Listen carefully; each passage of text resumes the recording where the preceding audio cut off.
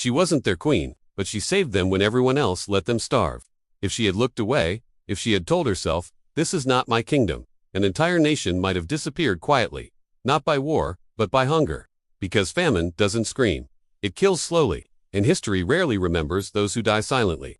But one queen refused to let that happen. Her name was Queen Helena of Adiabene, a foreign ruler who became the unlikely savior of a starving people. This is the story of how compassion defeated catastrophe. Helena ruled Adiabene, a wealthy kingdom surrounded by powerful empires. Her palace was secure. Her treasury was full. Her people were safe. She had everything a queen could want. Then she made a decision that changed her life forever. She converted to Judaism. This wasn't for political gain or a strategic alliance. It came from a place of deep, personal belief. She immersed herself in the laws, changed her entire way of life, and raised her sons in this new faith.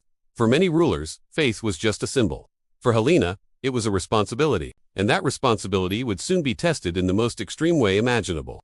News arrived from Judea, a land hundreds of miles away. A famine, unlike anything in living memory, had taken hold. The fields were cracked and barren. The rains never came. The granaries were empty.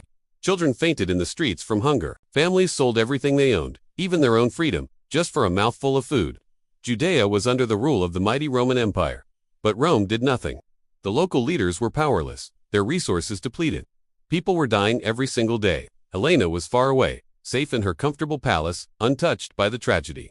She could have stayed silent. She could have told herself it wasn't her problem. Instead, she stood up. When her advisors warned her about the immense cost, about draining the kingdom's wealth, Helena asked just one question: how many are starving? The answer broke her heart, and she made a decision that shocked her entire court. She opened the royal treasury, completely. She ordered the gold to be converted into food. Her personal jewels were sold for grain. Every luxury was transformed into survival. Helena sent ships to Egypt, a major grain producer, to buy wheat at exorbitant prices. She dispatched caravans to Cyprus for dried figs, food that could endure the long, dangerous journey. Her convoys were attacked by bandits. Rival rulers mocked her generosity, calling it foolish. Her own ministers pleaded with her to stop before she bankrupted their kingdom. She refused. If a queen cannot save lives, she reportedly said, then her crown has no value. Weeks later, the first shipments arrived in Jerusalem. The city was a ghost town, stalked by death. Suddenly, there was bread. Hope returned to streets that had known only despair. Children who were on the verge of death survived. Elders found strength to live another day. Entire families were pulled back from the brink. The people cried openly in the streets. But they didn't thank Rome. They didn't thank their own kings. They whispered one name, a name that became a prayer: Helena. But a famine of this scale doesn't end overnight. One shipment wasn't enough, so Helena did something truly extraordinary. She traveled to Judea herself. She didn't arrive as a conquering monarch or a distant benefactor. She came as a servant. She personally supervised the food distribution, making sure that the poorest of the poor, the ones most often overlooked, were fed first. She used her remaining funds to establish public kitchens, ensuring a steady supply of meals. She refused any special treatment, living simply among the people she was helping. She didn't rule Judea, she saved it. Here's what makes Helena's story so unforgettable. She was not born Jewish. She was not the queen of Judea. By all political logic, she owed these people nothing. And yet, she gave them everything: her wealth, her security, her comfort. She chose humanity over power, compassion over calculation. When the rains finally returned and the famine ended, Judea survived. Families rebuilt their lives. Children grew up, their futures secured.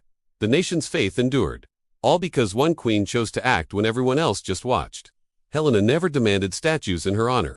She never sought to turn her charity into political control.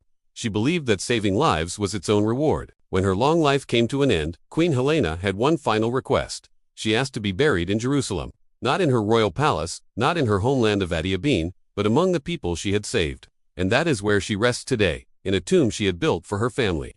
She is remembered not as a conqueror, but as the queen who defeated hunger itself. Queen Helena's story proves something that history often forgets. True power is unteed about how much you can command or how much territory you control. It's about how much you are willing to give away when it matters most.